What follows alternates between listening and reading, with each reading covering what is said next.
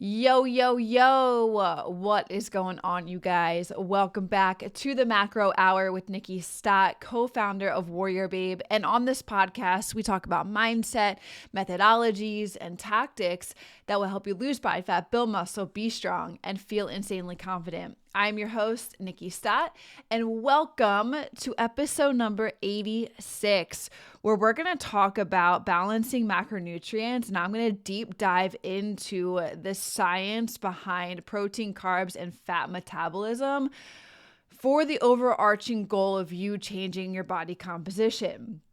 So we're going to get a little bit sciencey like I did in the previous podcast, but I am going to try and talk to you with these terms I'm going to share with you in layman terms so you understand what I am providing you in terms of knowledge. And then most importantly, you can take this information and you can apply it for yourself. Because if I talk about it in science matters at a science level with terminology that you don't understand, you're going to become a deer in headlights, right? So my goal for this podcast, like I did in the previous podcast, is to bring science to you guys, methodologies to you guys, but I'm going to speak to it in a way that you will all understand. Okay. So we're going to break it down into chunks with this podcast. First, we're going to just talk about a brief overview of macronutrients. Then I'm going to dive into the nutritional energy values behind these macronutrients. And then we're going to speak to protein metabolism, carb metabolism, fat metabolism, and then we're going to close down the podcast. Okay. So that's what you can expect from this podcast today, you guys. And my overarching goal, second to you guys understanding this, is that you also just understand how important nutrition is for the overall goal of you changing your body composition. And my argument is that you need all three of these macronutrients, okay? You can't, just have one and then the other and then eliminate one of them. While it may work for a short period of time, it is not sustainable for the long term. And you guys all know that I preach the long-term sustainability and longevity of having an overall, sure, you getting to the results that you want with your body composition, but also the overall health of you being able to maintain your body composition through your life. Okay. So let's first talk about an overview of macronutrients. Macronutrients are the main nutrients that our bodies require in larger amounts, right? So protein, they include carbohydrates, they include protein, they include fats, and they are primarily responsible. All three of those are primarily responsible for providing your body energy that it needs. Second, to also getting the results that you want. And you have to eat enough of these macronutrients and in good quality form from foods in order to create really solid energy and in order to fuel the results that you want. Now, breaking it down, the second thing that I want to speak to you guys with, which is the nutritional energy values that come from each of them. Protein and carbs, they both provide about 4 calories per gram of the makeup, right? So when you look at a nutritional label on a box and it says that there's 35 grams of carbohydrates, well, 4 calories per gram make up the overall calorie coming from those carbohydrates, right? So you would just take 35 times 4, and that would be the overall makeup of calories coming from carbohydrates.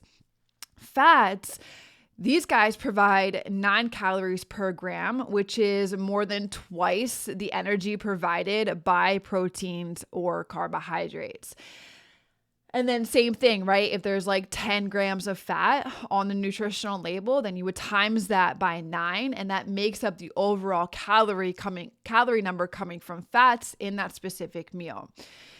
Then this is the thing with alcohol. This is not a macronutrient, but it's worth mentioning, right? So alcohol provides about 7 calories per gram.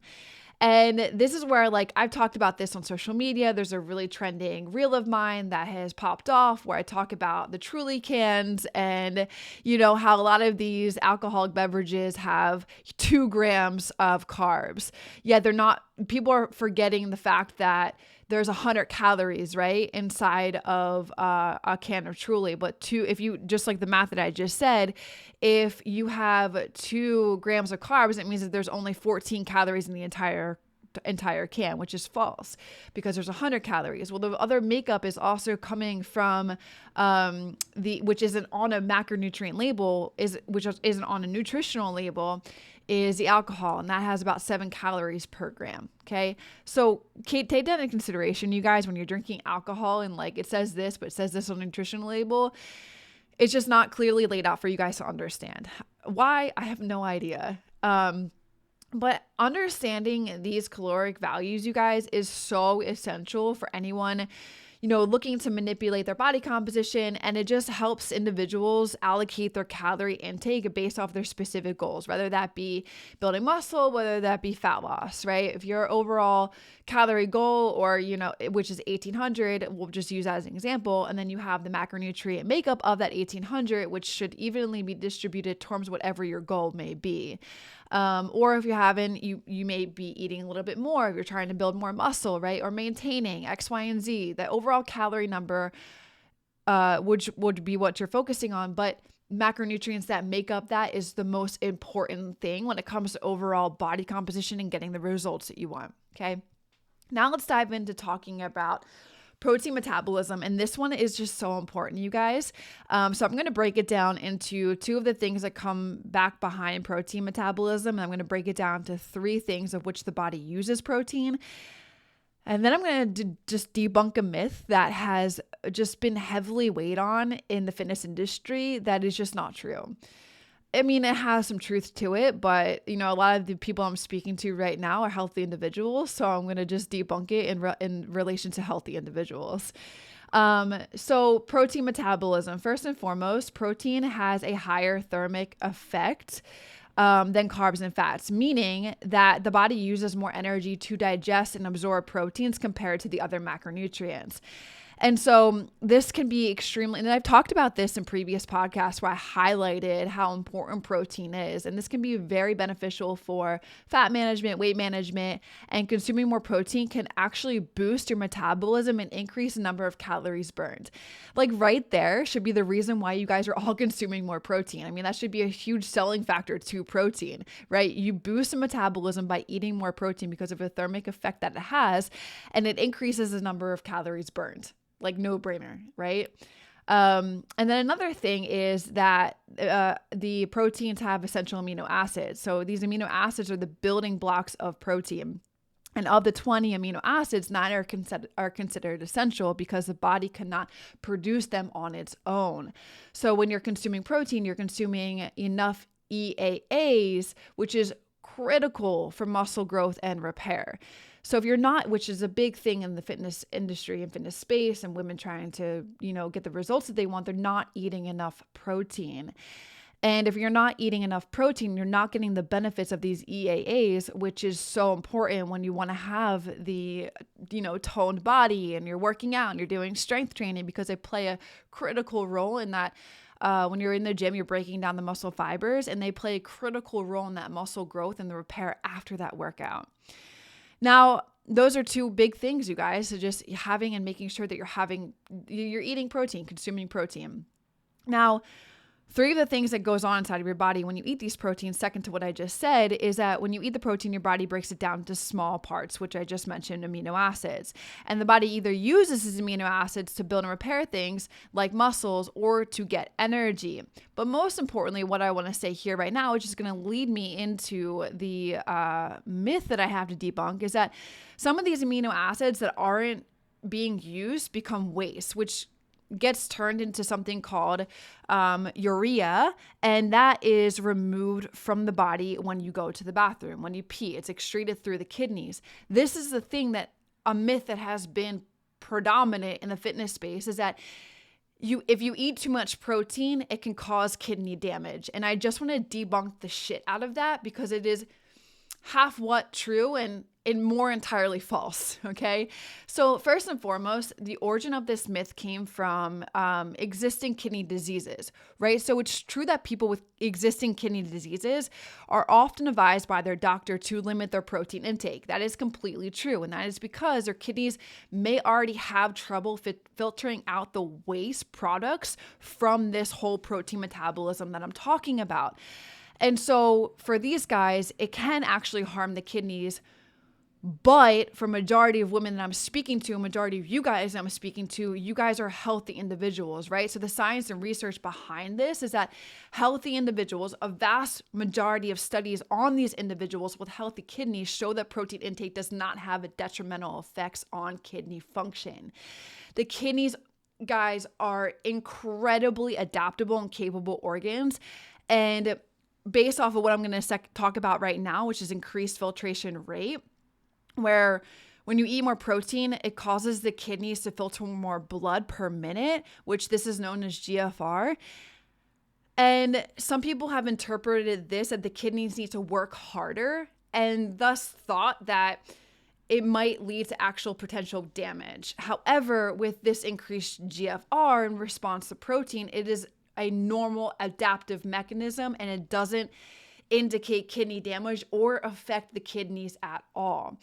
And so being what I just said, how the kidneys are incredibly adaptable and capable organs, and with the increased filtration rate from a high protein diet, this makes it the organ just fully capable and of making it a functional capacity to be able to filtrate out kidneys, right? So if you're working out, if you're very active, if you're doing strength training, if you're incorporating this type of exercise and all of these things into your routine, your body is moving and pumping blood through all of the organs necessary, and that being one of them, which is a kidney, and it's going to filter out these things from your body in a normal and totally capable way. Okay, so I just want to debunk that entirely and also speak to long-term studies that have been done that evaluate the long-term effects of high protein intake in healthy individuals, and it has also not shown a clear connection between protein consumption and kidney damage. Okay, so in layman terms, they're not correlated. There's been studies done that what people say with kidney damage and with protein consumption, with high protein consumption, there's been studies shown that this is not connected. Okay, so just want to debunk that myth entirely with you guys. Done, dusted. All right, so that's everything when it comes to protein metabolism. Now I want to break down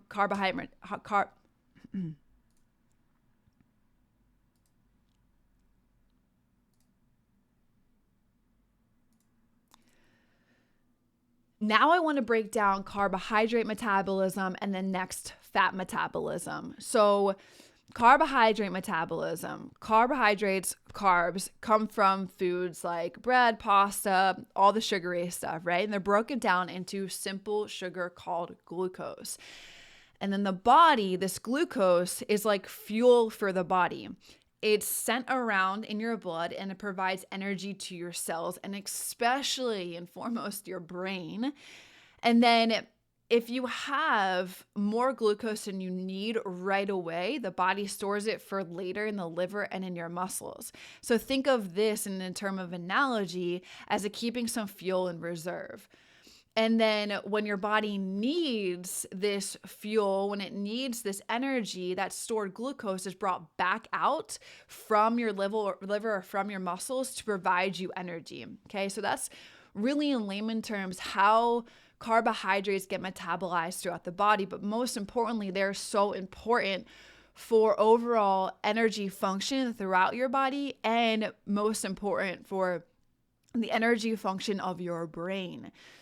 Your brain loves carbohydrates. Your brain fuels off of that energy from carbohydrates. So you guys probably know if you've ever dabbled into diets that restrict or eliminate carbohydrates, or you're just eating low carbohydrates, you probably have experienced brain fog. And that is because the energy that gets all sent around from you metabolizing carbohydrates, it provides energy to your cells and to your brain. And so if you have a limited shortage of that, then you're going to experience that type of brain fog that you probably have experienced before if you've dabbled in those things. So it's just really important, like I said at the beginning of the podcast, you can have these specific things in moderation, right? In a balanced way, okay? That's what I wanted. The overall arching goal of this podcast today is just to speak about balancing macronutrients. And you can have, you need enough protein, right? For what I already spoke to. You need carbohydrates, and then you need fats, which I'm going to dive into next. But you don't need to eliminate any one of them. They each provide and do a specific thing for your body and also for overall body composition. So you don't want to eliminate one of them. But anyway, end of my rant there. So let's move into fat metabolism. Fat metabolism comes into play when you eat fats, like foods that come from oils, meats, butter, all of the things that have the intake of, or on a nutritional label that have fats, right? And your body breaks them down into smaller parts. Your body breaks them down into smaller parts that are being able to be burned as fuel in your cells. So both carbohydrates and fat provide energy to the body. And so it's been recently noted in the industry that like you just focus on your protein and then you can have your fat and carbohydrates fluctuate, right? While I stand behind that, I also find the importance that people need to make sure that they're consuming enough carbohydrates and enough fats, because you may experience a lack of one or two in ways that your body is going to rebel against you in respects to the activities that you're doing or even the results that you're seeking. So then again, same thing with carbohydrates. If your body has more energy than it needs right now, it will store some of that fat, right? And so it's like saving money in the bank, but think of it in terms of saving energy in the bank, right? And then when you don't eat that many carbs, like I spoke to, your body can and will over time use and adapt and break into an alternative energy source from fats, which this is called ketones. It takes a minute to get down to this, right? And this has also been spoken to when you're doing the keto diet. And another reason why I don't see sustainability behind it, because you have to put your body through like days, even weeks to get into a ketone state. And then if you consume a carbohydrate, you break it, right? So speaking to the longevity of that, you don't want to go with carbohydrates for the rest of your life. You don't want to go without them for the rest of your life, right? There's no sustainability to that. And so that's why I think that it's really important to understand how these things work in your body and understand how they're metabolized throughout your body. And let's say you have a day where you're lower on consumption of carbohydrates, you're probably going to feel it in your brain with brain fog. But if you keep that going, your body will search for an alternative energy source and it will tap into, and I can speak to this from experience. When I was bodybuilding, there was a point where my carbs were very, very, very, very, very low. And so after weeks on end, and why I say that and what I previously said to back that up, is after weeks on end, my body tapped into this alternative energy source coming from fat stores, right? And tapping into that bank of energy that was stored to fuel my body with energy that it needed. And also at that point, my fat stores were very low too, which came to the physique that you have when you step on stage. But overarching with the argument that I'm saying here is that there's no need to eliminate one of those two.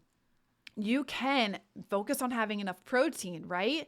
But then also make sure that, you have the intake coming pretty equally, if not, more one or the other coming from fats and carbohydrates. Now, I'm speaking in broad terms here right now. I don't need anybody coming back to me and being like, Nikki, boy, we have this and we have that.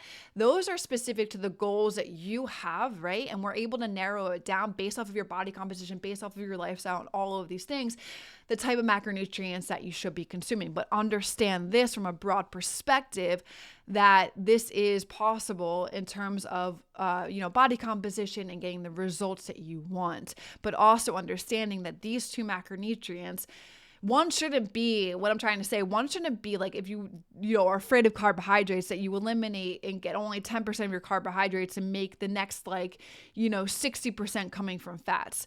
I ain't about that. You want to make sure that it's like, okay, you have your protein intake that's coming in terms of like your body weight, and you're getting that in terms of grams per day.